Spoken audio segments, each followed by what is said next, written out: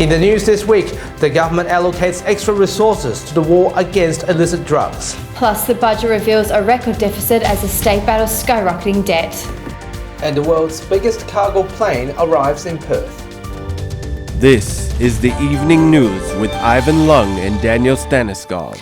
Good evening. The growing problem of methamphetamine addiction has prompted the government to take further initiatives to fight against the illicit drug.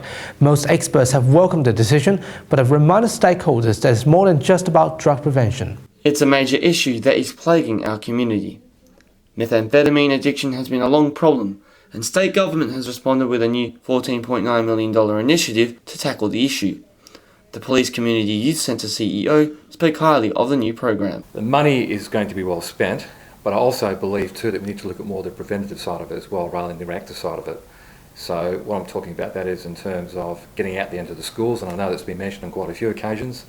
The funding will be directed to Mental Health Commission budget over 2 years, but Police Commissioner Carl O'Callaghan stressed that the government has a shared responsibility in meth crackdown. Well, I think two things have got to happen. We've got to disrupt supply, which is the job of police, and we've got to reduce demand, which is the job of government. And I think government announced today that there was more money for mental health services coming, there was more money for therapeutic services and rehabilitation and addiction services.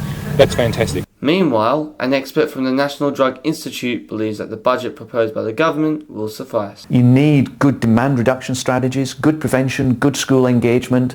You need good treatment, but you also need to ensure that your society isn't awash with the drug. Lucas De Paz, WAMN News. There's more bad news for the economy this week, with the state's budget deficit peaking to $3.9 billion this year. The state's debt and deficit have been described as the worst record in WA's history. Eunice Lau has a summary from Parliament House. WA is set to experience a $33 billion shortfall by next financial year in what was described as a bad budget by the opposition. The Barnett government blames the 22% decline in state revenue on falling iron ore prices, falling GST share and reduced tax income. To address the debt crisis, the government will diversify the economy by investing over $133 million in tourism and agriculture. It's not been easy. We've had to spend a lot of money, and quite frankly, we had to borrow a lot of money to do it. But I would argue that this has been entirely appropriate given the exceptional circumstances of the time. $7.7 billion will be spent on new projects including Perth Freightlink, Airport Rail and Ellenbrook Bus Rapid Transit, while school infrastructure will attract $1 billion. The controversial sale of Western Power and the asset sales program will reduce debt by $16 billion, but it won't be considered until after next state election. They can come up with all the excuses they like, but the Barnett Liberal National Government is the one that created the situation confronting Western Australia today. Eunice Lau, WAMN News.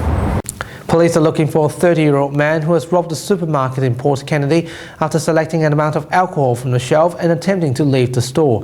CCTV footage shows the man spoke with a staff member, tapped his golf club and then left the store without paying. It was reported he swung the golf club at another staff member who followed him. The suspect is approximately 183 centimeters tall, with a slim build, very short cropped blonde hair and a Southern Cross tattoo on his lower left leg. Anyone with information should call Crime Stoppers. One of the world's biggest cargo planes has arrived at Perth International Airport for a very special visit. Thousands of citizens have gathered at major vantage points to witness the arrival of the Antonov AN-225 Maria. The Ukraine-built cargo jet is the only plane in the world that is equipped with 3 engines on both wings. The 600-ton plane is delivering a generator ordered by one of WA's mining companies all the way from Prague. It is 100% product of Ukraine. It was designed in Ukraine, it was manufactured and operated from Ukraine. So this is a piece to be proud of. I think a lot of people are just curious to see this plane up close and in person, and particularly from the enthusiast's point of view. As I said, I think for a lot of them as well, it's a once-in-a-lifetime opportunity. The law firm at the centre of the Panama Papers scandal, Mossack Fonseca, has launched a court case against the International Consortium of Investigative Journalists for publishing leaked information. 200,000 secret offshore company details were made available in ICIJ's search engine earlier this week. More than 11.5 million documents have been leaked online so far, revealing hidden wealth stashed from tax officials by the wealthy, criminals and politicians.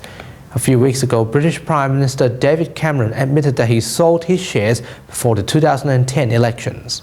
US Republican presidential candidate Donald Trump has met with House Speaker Paul Ryan to repair their relationship and reunite the party over his nomination. The meeting comes after some members urged the party to stop the infighting and focus against Hillary Clinton. Both Trump and Ryan also met with a group of GOP House leaders. The Republican National Committee's chairman labelled the meeting as a positive step towards party unity. Look, it's no secret that Donald Trump and I have had our differences. We talked about those differences today. That's common knowledge.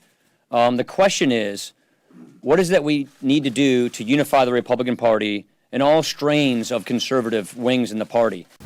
And finally tonight, the WA Police Pipe Band has celebrated its 50th anniversary with a street parade in Perth CBD. The band is the state's only professional pipe band performing both locally and internationally, reaching at least 1.5 million audiences.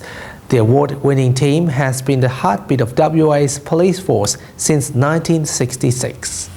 They've played in America, they've played in Hong Kong, they've played in Russia, and they're the only professional pipe band here in Western Australia. So we're very proud of what they've achieved, and we're looking forward to the next 50 years of the West Australia Police Pipe Band.